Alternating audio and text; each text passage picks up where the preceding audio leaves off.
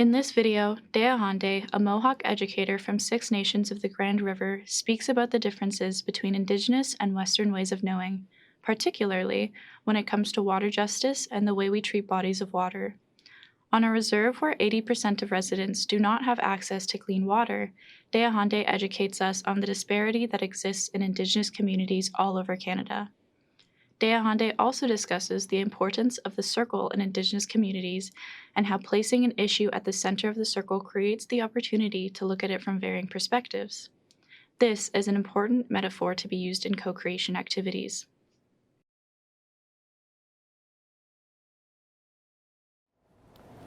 Saya Muslimayo, Tehahenteh ni Maksanoda, kan Tehahenteh ni Makomonjoda, da nu Wagatsunu ni Gotagez ni Agwatasa. So, my name is Tehahenteh. I do have a colonial name, but I only use it for banking and driving and stuff like that. My background is, well, art first and then education. I've been in education for almost 30 years now. And relearned my language, and that's what I share, the vast knowledge that's within the language. It's really, to me, really emotional, because there's so much there, and it doesn't have a chance to be translated in an appropriate way. I'm going to share the best that I can to show you the difference in thinking traditionally as opposed to Western thought. They come from two different sides. Some of the old folks would tell us about those differences, and they always made fun of it because English is backwards, and our way of thinking is more like a child's thinking in its logic. So it starts with the most important things first, and then explains how that came to be. And you've probably heard somebody say that water is life. Well, the truth is, water does not need us as people.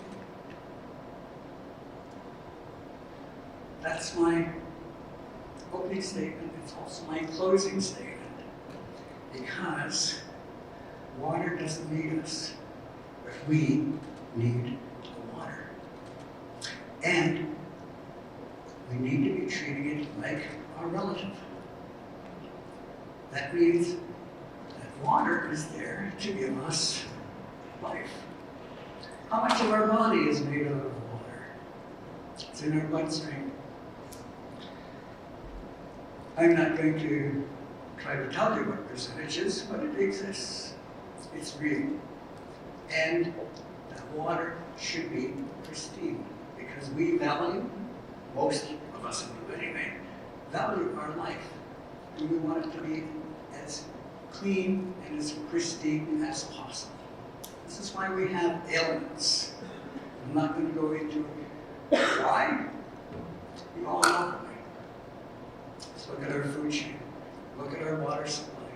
Look at all the things that have happened over the years. I'm a little bit older than some of you. And when I was a kid, I heard, how the old folks talked about it. And it's the same thing. They really appreciated pristine water. We never had to think about it. We never thought in those days that one day we'd have to buy it and put it in a bottle.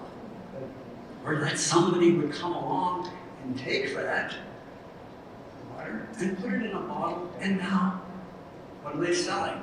Are they selling the bottle, or are they selling the water within the bottle?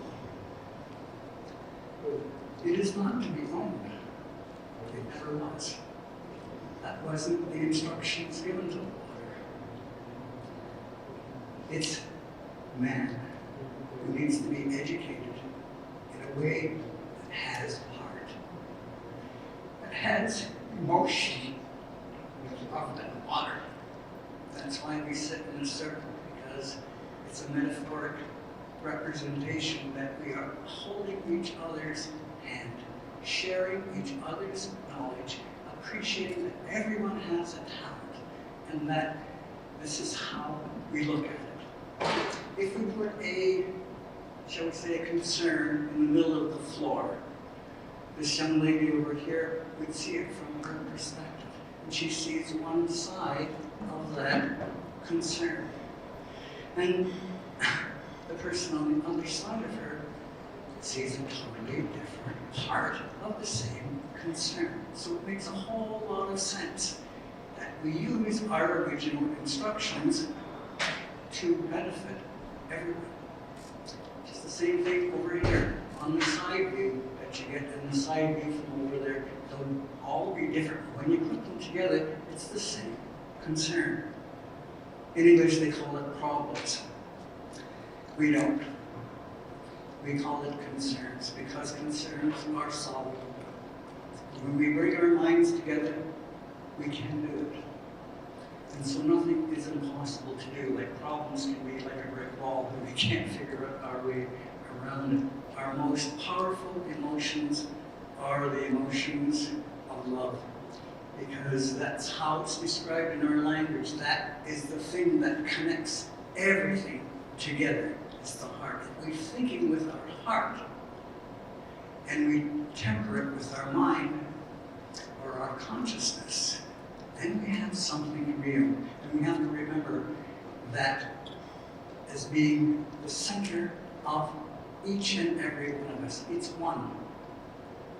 And I want to take you to this portion here, which is the cycle of water. I mean, you've all seen similar drawings about the cycle and how it cleanses itself, or tries to,